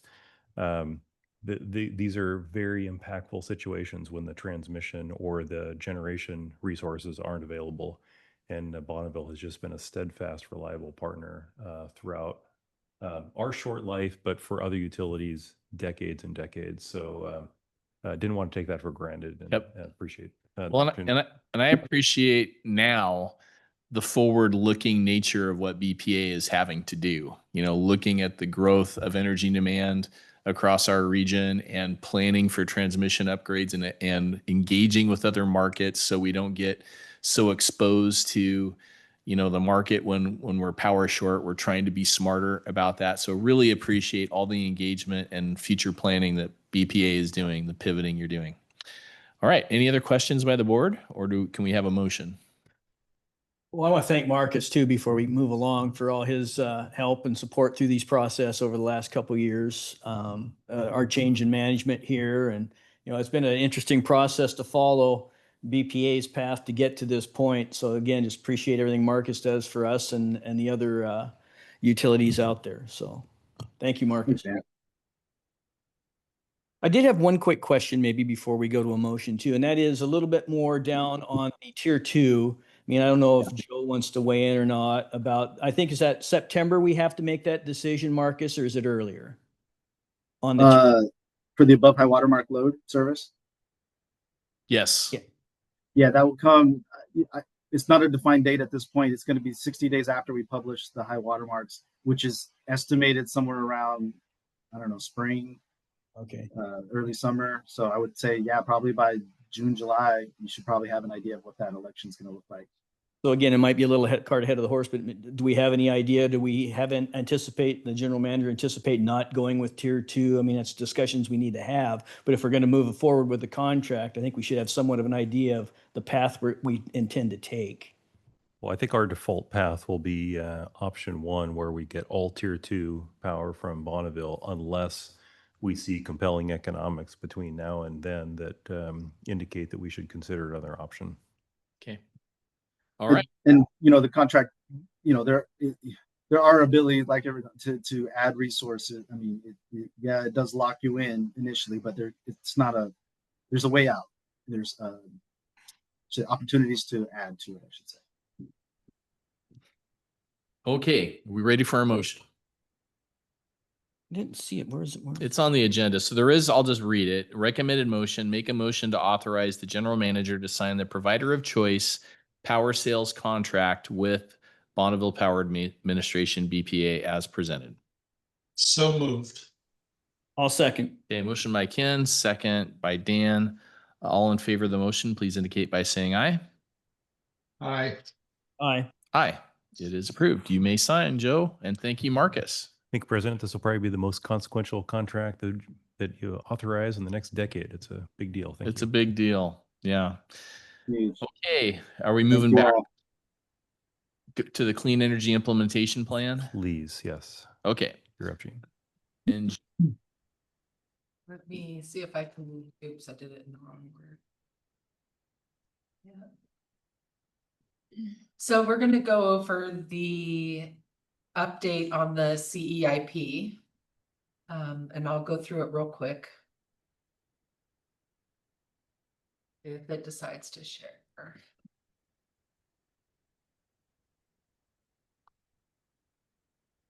All right, there we go. Okay, so we've just completed the vulnerability analysis piece of the CEIP. And to do that, we used the Washington environmental health disparities map. So the way the tracks are laid out in our territory here, you'll see the track descriptions ending in 200, that's gonna be the Coyle, South County, 300 Port Ludlow, 400 Port Hadlock, Maristone, and then 500 PT Cape George across to the Gardner area, and the 600s are in Port Townsend. So this map is the general drawout of the census tracts. Lead was split out into some more, so we'll go into some more detail when we get to lead. So the way the Washington Environmental Health Disparities Map, they weight these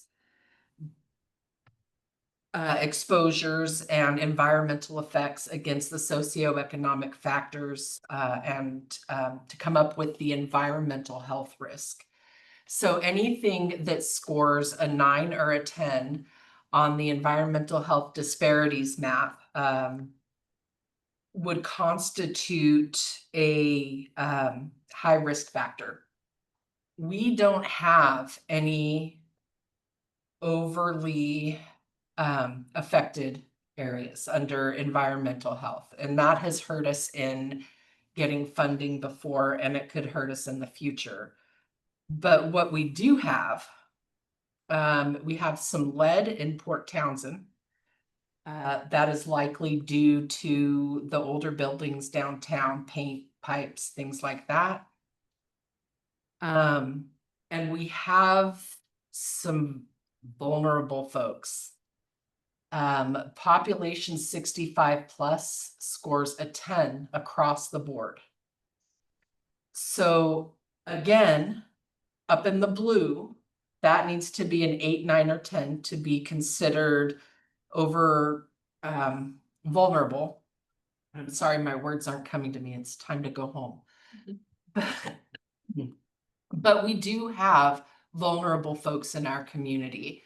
And if any of you, I'm sure we all know that when you're already vulnerable, it doesn't take much of a change in economic factors or housing factors to really cause a significant health disparity. So we have no overall ratings of 9 or 10. And we have, I'm sorry, I just went blank again.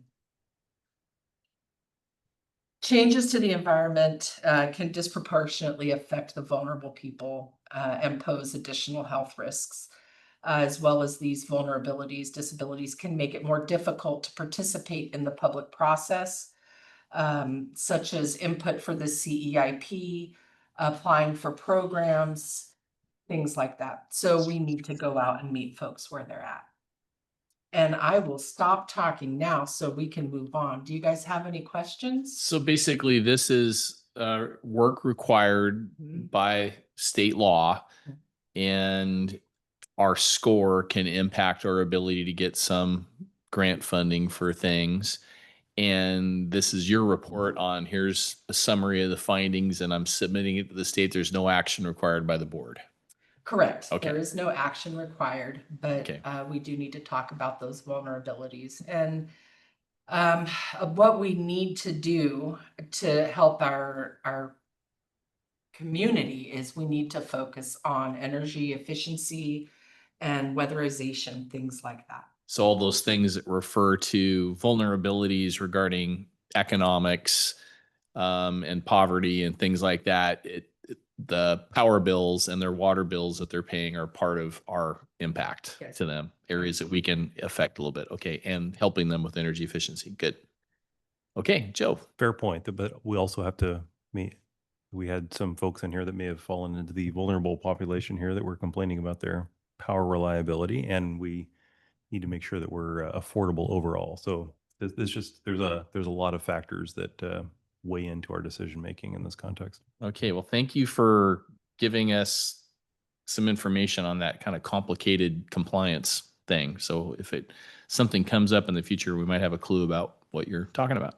Right, and we're still working through the survey that went out. Jen is compiling all those responses that closed today. Okay.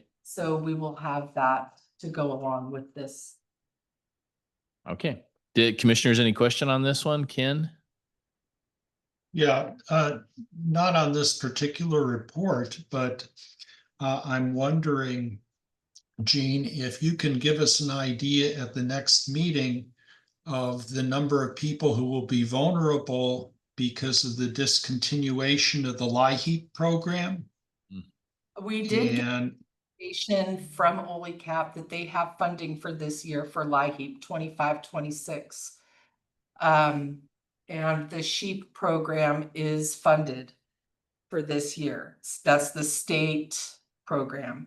Okay. So that's good. But what they did lose is SNAP benefits, right? So horrible things are happening in our community right now. And those already vulnerable people are going to need even more help. So. Right. Thanks, Gene. that was the other thing that I was going to mention, that people who are now faced with having to spend more money for food are going to be hard pressed to also pay their energy bills. Having to make choices. Yeah. Tough choice. Terrible choices. All right. Can we move on to the next item? Is that the Grid Resilience Grant project? Okay, Will. And Shannon, could you bring up those slides from the board packet? So we are applying for funding from the Grid Resilience Grant from the Department of Commerce. And as part of that grant, we need to do some community outreach, and that starts with our presentation to you tonight. Often for these grants, we have to ask for the board to provide a resolution approving that application. This one doesn't require that, but we want to run it by the board and we want to announce it to the public and get some feedback before we do the final submittal on November 20th. This grant program, we applied in the first round. We were not successful. We had to supply many of the statistics that Gene went over, and we did not have any of the pollution impacts or carbon issues that affect other communities, especially like in the I-5 corridor, or even some of our neighbors, both Mason and Clallam counties are more impacted by air quality issues than Jefferson County. So we're looking at different ways to boost up our score. Part of that is doing community outreach and then documenting some more of the impacts. So what we applied for last time is an area that we've been working to fund for a long time, and that's Chimacum 11. Chimacum 11 is our feeder with the greatest number of outages and the most number of customer minutes out. And that is the feeder that originates at our Chimacum substation and provides power to Indian and Marrowstone Island and Oak Bay Road. It has long been the most problematic feeder. So back in 2020, Jimmy's team and Scott Bancroft had worked on undergrounding a direct express feeder out to Indian Island. That would do two things. One, it would provide a dedicated underground power supply right out to the island, and it also would split the feeder in two. We take the islands and put them on their own dedicated feeder, and then we put Oak Bay on its feeder. They can back each other up, and then power can also help by reducing that load. We can also help back up power to Port Ludlow. So it's got a lot of benefits.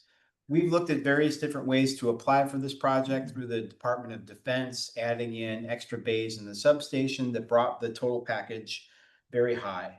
We've never been successful in funding it. So for this iteration, we looked at reducing the scope, bringing the price tag down, especially because this grant award is only the total pool is $17.3 million.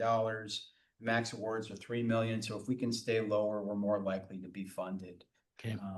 So utilities can apply for multiple projects.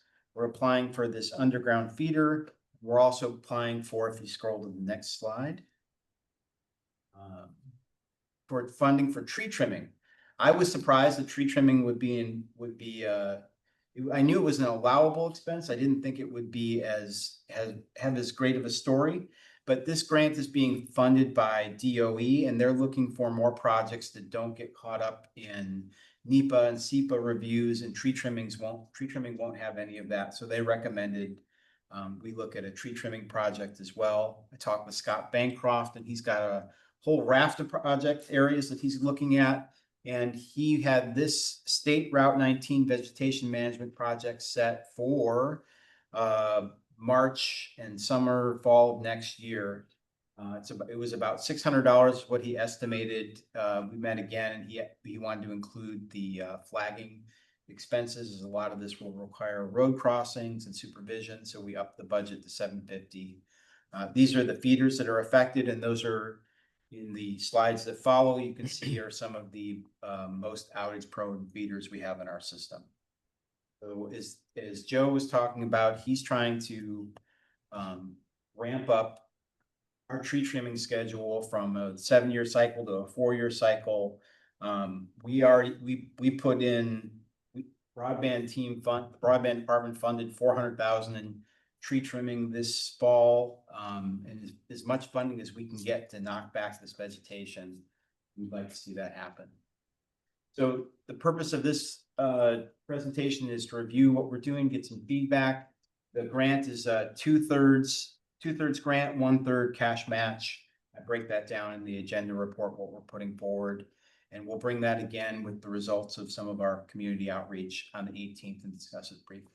Okay. Any questions? Questions, commissioners? So was this part of the 4-year work plan, or is this work outside of what we had for the 4-year work plan, or what exactly, where did this fall in the planning of long-term planning of things? And secondly, are we talking about capacitors, reconductoring, regulators, and reclosers? What exactly are we doing to make this division, the split? So Jimmy, there's an existing switch cabinet there, correct? That in Indian Island, or that? Yeah, there's a switch cabinet out there where there's 2 now. So out there at Oak Bay and Flagler will be a tie point between these 2 feeders. So a little bit more redundancy. But what you're asking, Dan, through the red and green. Yeah, because you got green and red, so some must be new and some not. So the green is where we've already got vaults and conduit already installed. And the red's where we still need to install conduit, vaults, and then once it's all in, we can pull a new conductor and feed Indian Island directly from Chinicum substation. That'll also take off that load, so if we lose Port Ludlow substation, we can push further down Oak Bay Road into Port Ludlow. So Yeah. in summary, we're building another feeder and unloading another feeder, which would then give us better capacity and reliability in our system. So was this part of the 4-year work plan, or is this going to be part of a revised work plan? Again, I'm just trying to figure out what we're doing overall besides this particular part of it. So I'm not aware that this was part of the 4-year work plan. I mean, we have to have a 4-year work plan. And to me, it's like what we're doing. I was trying to think of it as an analogy. It's like this whole area, if you had your house on one circuit, one giant circuit breakers feeding a whole bunch of your house, this is kind of like breaking up those areas into 2 circuits. So they can be fed separately. You got a problem with one, you can isolate it. It gives us more capacity. So it seems like it's related to things in our 4-year work plan, but not I'll address directly. it directly. The 4-year work plan is a work product of a consultant. We are incorporating that in our consideration, but we're having staff-led ideas about how to build a better system here. So we're not going to be constrained by what a consultant told us was a great 4-year work plan. Does that answer your question? yeah, I just had one follow-up. Again, I'm aboard with all this. I appreciate all the work everybody's doing. I'm just trying to make sure in the bigger picture here, how we're integrating all the different components of our capital improvement plan. If we have to come up with, I don't know, was it $1 million of our own money? I forget what the number was. Is that taking away, where I'm going with this, is that going to take us away from another project that was? It will, yeah. So I'm just trying to get an idea of where we're going with the funds. We'll make sure that we're investing our money in a manner that gives the best benefit to our customers. And this happens to be the worst performing circuit. And so if it's pressing up against the opportunity to do another project, this will become superior to that. Thank you. I get that. What I was looking for was the prioritization. And this does not require any commissioner action. It's just an update. Okay. And we'll hear more about it. There was one item I thought we were going to cover in staff and that was, were we gonna try and schedule a special meeting for the Simsway Gateway Engineering? The agenda, yeah. We're not done with the agenda, but I wanted to make sure we didn't forget that. Because I thought we'd cover that during manager and staff reports. So I'm kind of circling us back to that. And there was an email from Shannon to the full board about a certain date. I think it was Wednesday afternoon. And I couldn't do that date because I'm going to be out of town. And I responded with, could we do Thursday or I think Friday afternoon? And are we constrained by the availability of the engineers? I don't think. Reach out to them. Yeah, I mean, it would mean Jimmy would like to have the engineers available, but we don't know their schedule yet. Okay. Right now, we don't absolutely need the engineers to do this. So I guess I'm asking the other board. What specific dates are you looking at, Jeff? We were asked if we could do the afternoon on the 19th, November 19th. I can't do that date. I'm out of town. And I'm asking, could we move it to, I'm open anytime on the 20th. Okay. And I'm open on the afternoon of Friday, the 21st.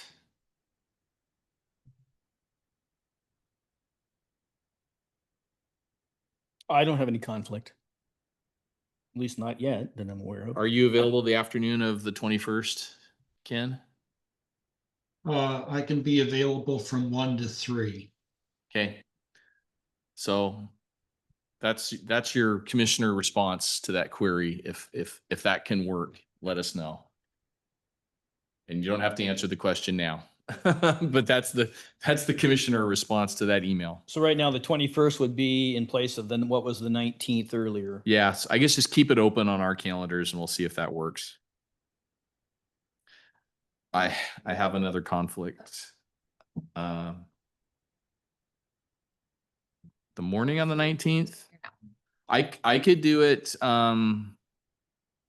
And can we confirm that we cannot do it during the regular meeting? Is that what we're? It's just like this. We don't have time during the regular board meetings. I'm available from like 11 to 2 on the 19th. Or 11 to 1:30. Does that work for you, the morning of the 19th? Like 11? I can do that. Okay. So the 19th at 11 11, yep. to 1 or, Yeah. and this is Gateway? We'll see it shortly. Cool.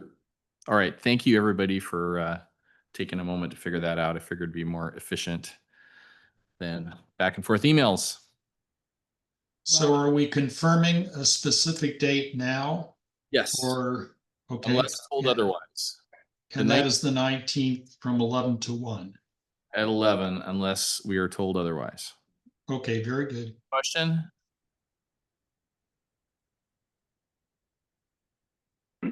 Yeah, I had a question about the, I had a question about the planned feeder route.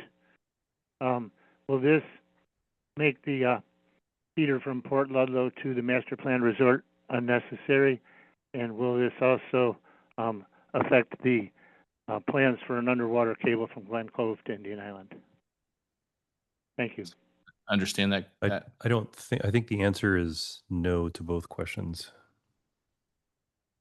Jimmy, unless. Thank you. Is Roger asking if the other feeder we're talking about from Port Ludlow substation up and over to Breaker Lane? Yeah. And the submarine cable, are they impacted by this? How do the two relate? I'm not aware that there is a relationship. So the planned feeder from Port Ludlow, Breaker Lane would still be in the plan, and the submarine cable was back when we were trying to get some grant with the Navy that never went through. So okay. So unless there's Navy funds, I don't see the submarine cable happening. Okay. That was part of our scope reduction. And there were two submarine, or there's one from Glen Cove to Indian Island. Wasn't there also possibly going to be something from Indian Island to Maristone at the north end too? Was that part of the discussion? That was long-term kind of. Yeah, I know we were trying to get some DOD funding and different things. We've not been successful. So we're up against timeline here, and we got this cool scene water thing left here too. That's right. So we can we proceed on that? Let's move on to that next item. I think we're done with that last one. Okay, so Jose, you want to cue it up? Yeah, so as you guys are aware, we're been doing some work on the closing kiosk for the county. They've had an issue with the park there. We spoke with the PIF board. We've done some preliminary analysis, which is going to be this report here in a second. Want me to hold it up?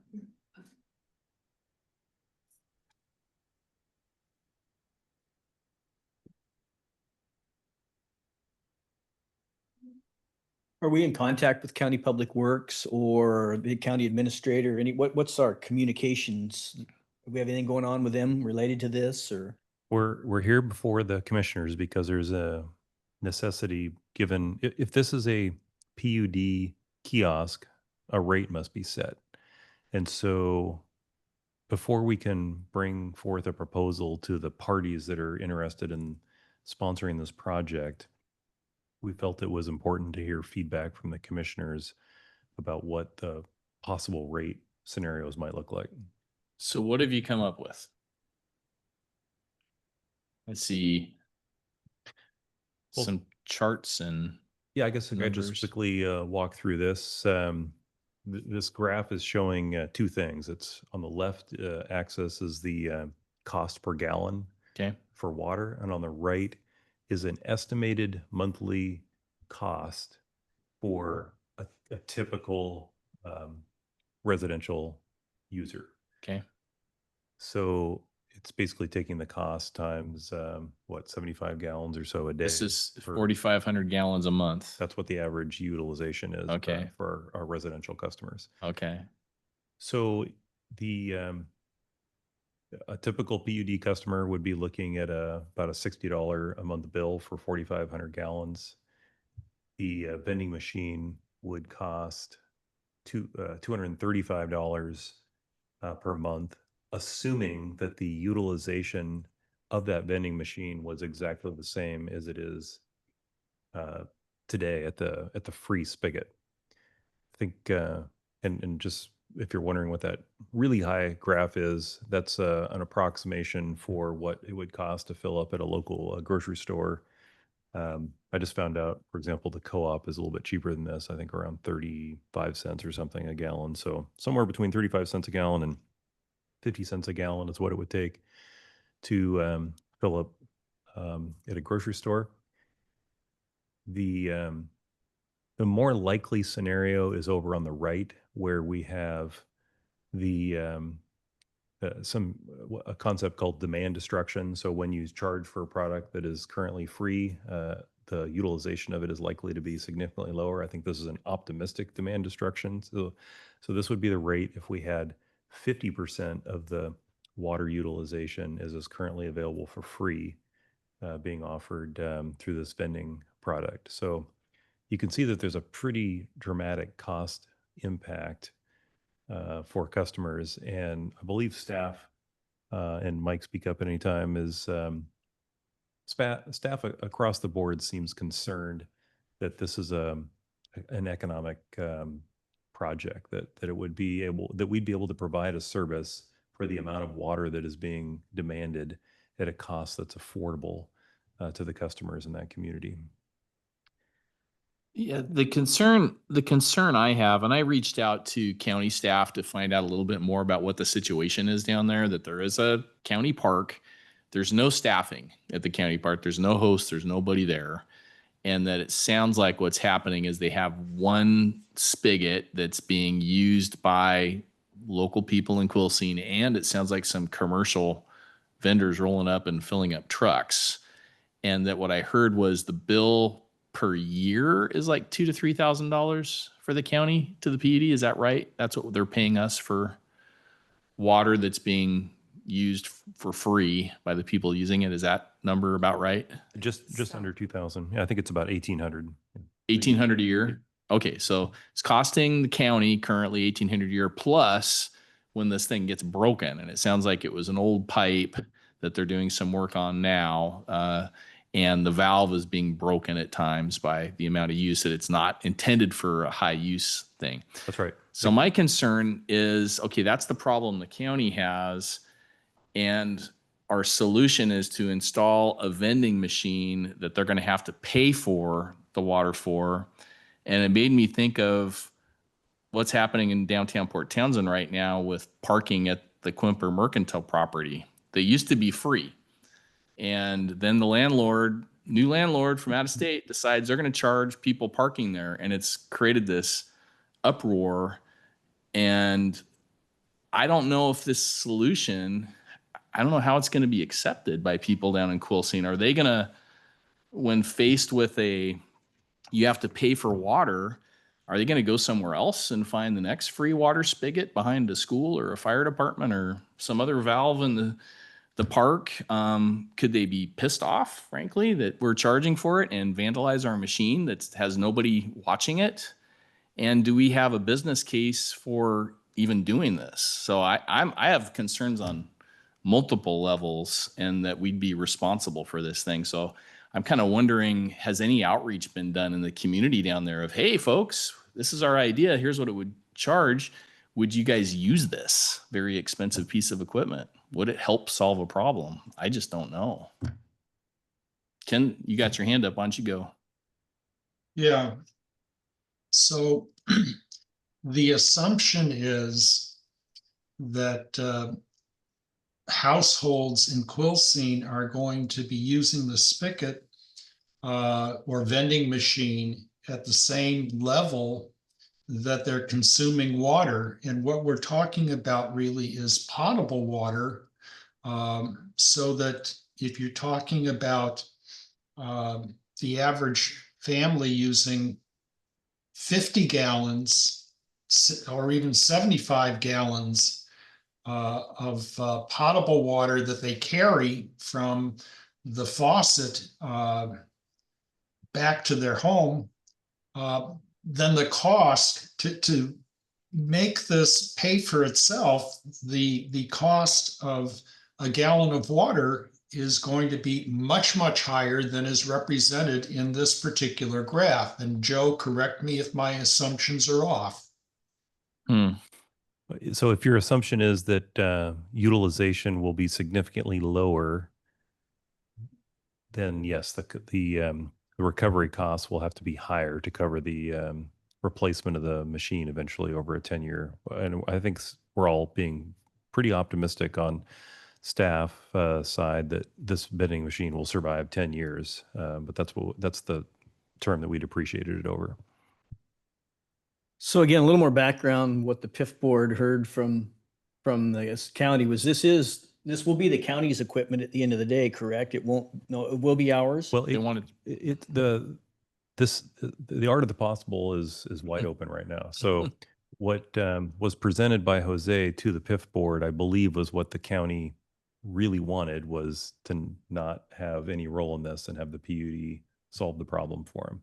But there are other potential solutions like the one you just described, where we would connect to somebody else's vending machine, or there'd be some other kind of partnership characterized in how the operation and maintenance costs and the risk of this endeavor would be shared between the PUD and the county. But at this point, the PIF board heard a presentation where the PUD swoops in and ostensibly solves the problem. However, in looking at the math, staff is concerned that the problem wouldn't be solved, that we'd be creating a very expensive product that may not yield the kind of returns that would cover its cost. And therefore, it would be leaning on other water customers to make sure that this machine gets covered over its term, or replaced prematurely, or whatever the case may be. So I just want to describe. It's helpful, I think, for us to understand the community's concerns here. So if I could just elaborate a little bit more on that, Jeff. Sure. You're correct that the spigot was damaged. We understand that the The park does not appear to have a host, and so folks can roll in and have access to the spigot. And apparently, the frequency of that and the utilization of it makes it susceptible to damage. And so, it has been damaged in the past. It wasn't designed for this high volume or commercial activity that appears to be serving in some cases. We don't have a lot of insight into the range of users, but there's expected to be both local users, to Ken's point about using smaller volumes for potable water, and there's also industrial uses where they have higher volumes. So all we have is overall utilization on a volumetric basis on an annual basis. We don't have that much insight into the specific users, but we also understand that the county is concerned about the camping experience, and larger vehicles rolling in and occupying the water facilities interferes with the purpose of those water facilities, which is for the campers. So the county is concerned about the camping experience. So they're concerned about maintenance, they're concerned about a free resource that they're having to pay the tab on, and they're concerned about having a poor camping experience for visitors to the campground. Okay. So I know we're here to talk about the rate. So again, I'm going to go back to more of the ownership type of a setup. I mean, are we looking possibly, we'll show the county these rates, assuming the board, believes or agrees with these rates. We go back to the PIF board and say, we don't see this as a viable option for us. Here's the rate. Would we be able to offer the county like we did with the sewer, where they would pay for this project and we would operate and maintain it for them? I mean, is that a potential option moving forward? I'm just trying to see where this could go with the county. I don't think it would be. Okay. There's no viable solution for us for it to pay for itself. It's too expensive. So it sounds like you're having that, being able to play with this a little bit more and think about this as more of a solution. You're feeling like it's not the greatest idea for the PUD. I guess I'm wondering if you could elaborate on what you just said. The business need for us, there's too high of a cost for it to even have operation and maintenance on it. The machine itself, it would have to be subsidized by other ratepayers, and Okay. it's just not. So it sounds like the solution and the problem don't really line up, that this solution of this vending machine with the usage that we could expect there and what people would be willing to pay, they're not going to line up. Okay. Is that Roger? Or is that somebody else? Roger. Okay. 246, you are up if you have a question or a comment. Thank you. I've got a couple of bullet points and a comment. Public goods by definition should be non-excludable. The fundamental purpose of a public good is to meet the unmet needs of the public. As near as I can tell, people with running water in the U.S. use 80 to 100 gallons a day. People without running water use 5 gallons or less a day. Water efficient use like this conserves the resource, and it maximizes the utility of the tap. The tap is serving people that the PUD can't reach otherwise. These people are, as we talked about earlier, are vulnerable people. Two ideas are free rain barrels and kick it back to Public Works. I didn't like the use of the term inappropriate. In other countries, communal taps are a focal point of the community and a cause for celebration. If you Google images for communal taps, you'll see a lot of smiles. Thanks. And I guess just following up on that, I don't think I agree. I think there should be water available, but just the price tag and this thing and what it would be charging, to me, it's a lot cheaper just to give them the free water and provide a tap that's a little more robust. I just don't know what the best answer is, but throwing $130,000 at a vending machine, I don't think that's the right solution here. Well, free water, where the county's still going to pay us for the water Right. usage. There's still a cost of service to us Exactly. for the system, and that would be subsidized by the other people on that system. Yeah, but for me, it's at a potentially lower cost, and Again, it's meeting the problem, and Yeah, there I know is what a you're saying. cost. Yeah, but I think the county's looked at that probably. Yeah, I was involved in part of this as we were helping Joe and Jose look at this. And we just passed a budget with a deficit on the water side. So to add this to it, that just is going to increase that deficit. So that makes it not a viable solution to go forward because it just is going to keep increasing us. We estimated, buy it today for 80,000. We need 108,000 in 10 years. And that's where we have to build up those costs. So that way we can pay for it. And what I heard from county staff was, okay, this costs a couple $1,000s a year in water, but it was the breaks. And, I think they said they had like a $50,000 plumbing bill to fix, one of the rusted water lines or something. Itself. Yeah, the spigot, yes. $1,000 to replace the spigot. 16,000. Yeah, and I think they said the supply line they were having to replace too. So the reason. And they want the commercial use to move out of the park. Yeah, the reason I went down the other rabbit hole about other options to move forward is, the county has PIF money. I mean, they may be able to fund the infrastructure here, and then it's going to come back to the rates, how much they want to subsidize that. So that's why I'm just trying to think of where the county, if we say this isn't going to work for us, is there any other options for the county where we could operate and maintain it for them? Sure. Dan, I think another scenario that you're maybe alluding to is if the county asked us to install the machine and turn the keys over to them to operate, then we aren't in a situation where we're asking, given the economics here, likely asking other water customers to subsidize this vending machine. Well, and I think it's worth asking the county about, hey, have you thought about doing some outreach to the community? Go ahead, Jose. On that, I've been present at a couple meetings, county BOC meetings, specifically at the Quilcene Community Center, and they're not entirely happy about it.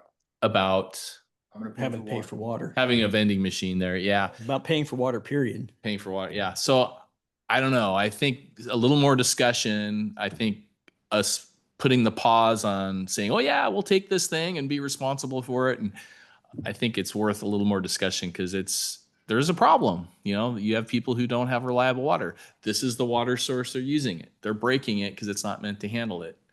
Who should be paying and what's the best answer? I think it's a little more complex than this solution we offered. So, well, I appreciate the additional discussion on this. And if we can take it back in a thoughtful manner to the county and PIF and whoever, and just kind of think about it. I don't know that it's going to have a one Band-Aid easy solution to it like this. I think it would bleed out and have other different and more problems potentially.